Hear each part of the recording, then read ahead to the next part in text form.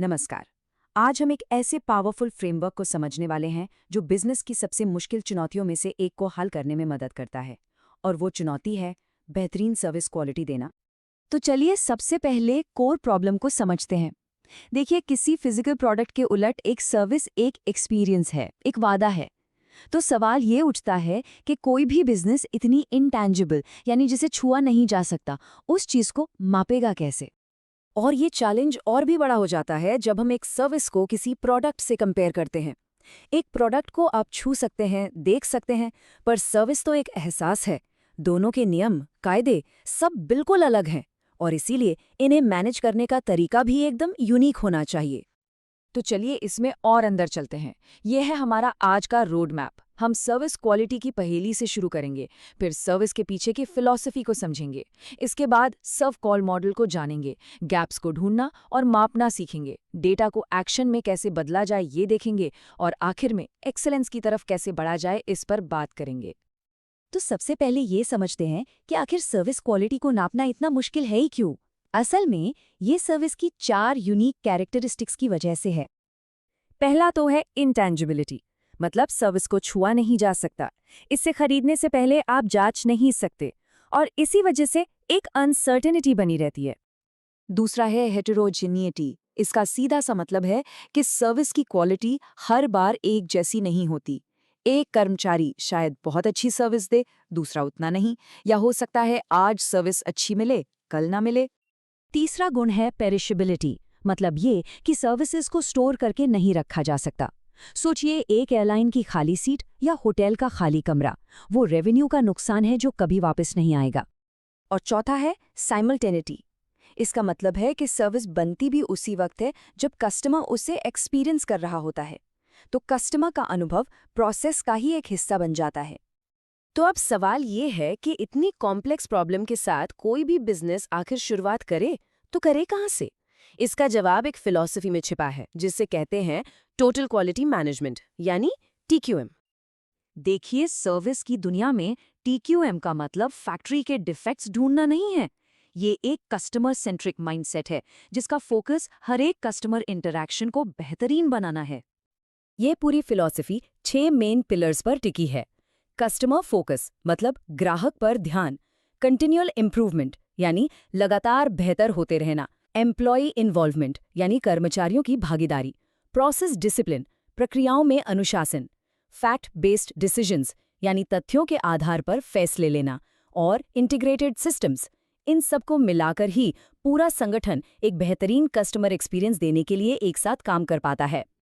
अब देखिए, फिलॉसफी तो ठीक है, पर किसी भी बिजनेस को एक टूल, एक औजार की भी तो जरूरत होती है। और सबसे इंटरेस्टिंग बात यह है कि कैसे इस एब्स्ट्रैक्ट आइडिया को एक प्रैक्टिकल फ्रेमवर्क में बदला गया। और यहीं पे आता है सर्व कॉल मॉडल।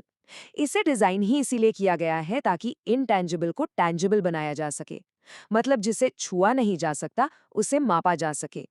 और ये होता है सर्विस क्वालिटी को 5 मेन डायमेंशंस में बांटकर। और इन 5 डायमेंशंस को याद रखने का एक बहुत ही सिंपल और ब्रिलियंट तरीका है, एक एक्रोनिम, रेटर। चलिए देखते हैं कि इसका क्या मतलब है। ये 5 डायमेंशंस कस्टमर एक्सपीरियंस के हर पहलू को छूते हैं। रिलायबिलिटी, मतलब क्या वादे पूरे किए गए। अश्योरेंस, यानी क्या कर्मचारी भरोसेमंद लगे। टैंजिबल्स, मतलब फिजिकल एनवायरनमेंट कैसा था। एम्पैथी, क्या पर्सनल केयर मिली। और रिस्पॉन्सिवनेस, यानी मदद करने के लिए कितनी तेजी दिखाई गई।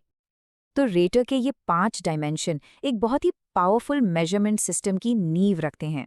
और इसका असली मकसद है उन गैप्स को ढूंढना, मतलब जो कस्टमर की उम्मीदें थीं और जो उन्हें असल में मिला, उसके बीच के अंतर को पहचानना। और ये सब होता है इस एक ब्रिलियंटली सिंपल इक्वेशन से। आप कह सकते हैं कि ये पूरे सर्व कॉल मॉडल का इंजन है।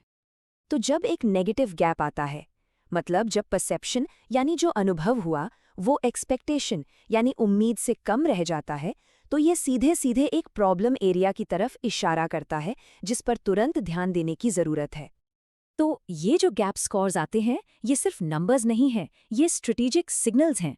पॉजिटिव गैप्स बताते हैं कि आप क्या बहुत अच्छा कर रहे हैं, और नेगेटिव गैप्स साफ साफ बताते हैं कि कहाँ पर सुधार की गुंजाइश है। तो एक बार जब इन गैप्स की पहचान हो गई, तो ये मॉडल इस डेटा को कॉन्क्रीट एक्शन में बदलने के लिए एक क्लियर रोड मैप देता है। ये एक कंटिन्यूअस साइकिल है, एक लगातार चलने वाली प्रक्रिया।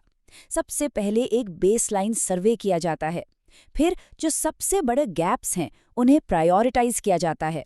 इसके बाद टारगेटेड इम्प्रूवमेंट्स लागू होते हैं। लेकिन कहानी यहाँ खत्म नहीं होती। इसके बाद फिर से मेजरमेंट होता है और जो बेस्ट प्रैक्टिसेस काम करती हैं उन्हें पूरे ऑर्गेनाइजेशन में फैलाया जाता है। ये कंटिन्यूअल इम्प्रूवमेंट का एक चक्र है जो चलता रहता है। तो इस सिस्टमैटिक अप्रोच का पे ऑफ क्या है, इसका फायदा क्या है?